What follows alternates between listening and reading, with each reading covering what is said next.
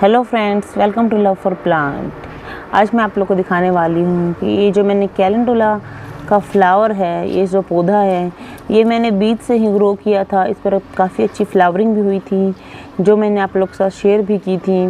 Flowering के बाद जब हमारे प्लांट पर बीज सूख जाते हैं और उन बीजों को हम हार्वेस्ट करते हैं और अगले सीज़न के लिए उन्हें सेव करते हैं, वही मैं आपको आज दिखाने वाली हूँ कि जो कैलेंडुला के जो फ्लावर हैं वो आ चुके थे हमारे जितने भी।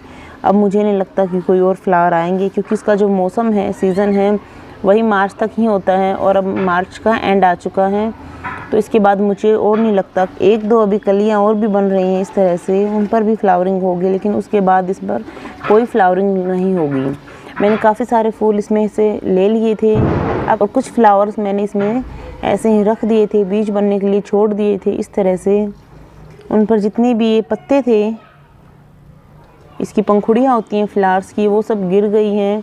और अब देखिए ये फ्लावर्स इस तरह से सूख गए हैं, कुछ अभी सूखे नहीं हैं, कुछ ग्रीन हैं। वो भी जब सूख जाएंगे उन्हें मैं हार्वेस्ट कर लूँगी और मैं आपको दिखाऊंगी कि हमारे जो कैलेंडुला का फ्लावर होता है उसमें बीज कहाँ पर होते हैं और किस तरह से होते हैं और उन्हें हम किस तरह से हार्वेस्ट कर सकते हैं। तो ये देखिए, जब हमारा फ्लावर ब्लूम करता है तो कुछ इस तरह से दिखाई देता है। अलग अलग साइज़ और अलग अलग कलर्स के होते हैं कैलेंडुला। उसके बाद मैं आपको दिखाती हूँ जब इसमें से पत्ते, इसकी जो पंखुड़ियाँ होती हैं वो झड़ जाती हैं, तब इस तरह का हो जाता है हमारा कैलेंडुला। ये देखिए इस तरह का जो है दिखने लगता है कैलेंडुला। अब मैं आपको दिखाऊंगी कि इसमें बीज कहाँ पर होते हैं। वो जब इसकी पंखुड़ियाँ झड़ने के बाद ये सौंफ के दाने की जैसे ही कुछ ग्रीन कलर का आपको दिखाई देता है, यही आगे चलकर इसके बीज बनते हैं। ये देखिए सूखे वाला है, उसमें मैं आपको दिखाती हूँ किस तरह से इसके बीज बनते हैं। इस तरह देखिए सब में बीज बन गए हैं।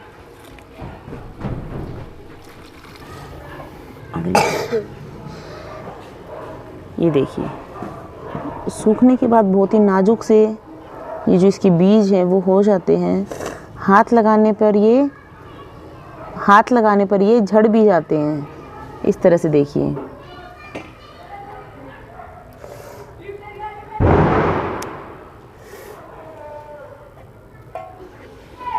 इस तरह से, देखिए किस तरह से बीज काफ़ी सारे इसके झड़ भी गए हैं।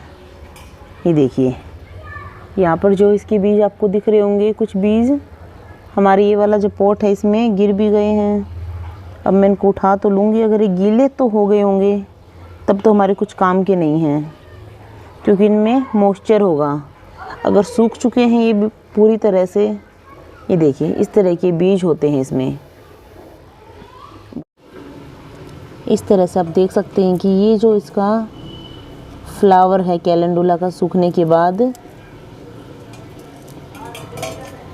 और अब इसमें आपको छोटे छोटे कीड़े जैसा कुछ दिख रहा होगा, सौंफ भी बोल सकते हैं आप इसको। कुछ इस तरह से अगर आपको दिखाई दे तो, या फिर इस तरह से ज़्यादा जो ग्रीन है वो आपको कुछ कीड़े जैसे भी दिखाई दे सकते हैं, गोल गोल ग्रीन कलर के कीड़े जैसे।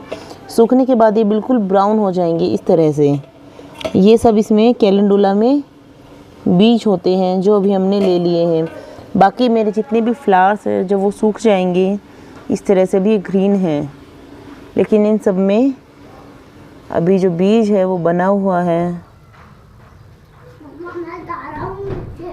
इस तरह से।